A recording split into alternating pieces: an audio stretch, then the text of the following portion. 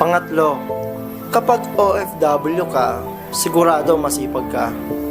Pero, yan din ang problema ng iba, nasobrahan sa sipag. Halos hindi na natutulog na maayos, hindi na rin nakakakain ng masustansyang pagkain, basta trabaho-trabaho lang.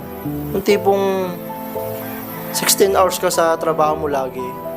Isang araw ay 3 oras o 2 oras, 4 na oras na lang yung tulog mo.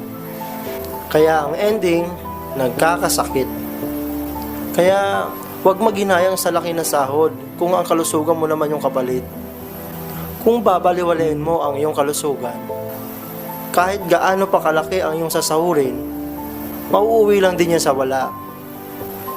Kaya importante, kahit maliit lang ang naipon mo, at least uwi ka sa Pilipinas nang walang sakit.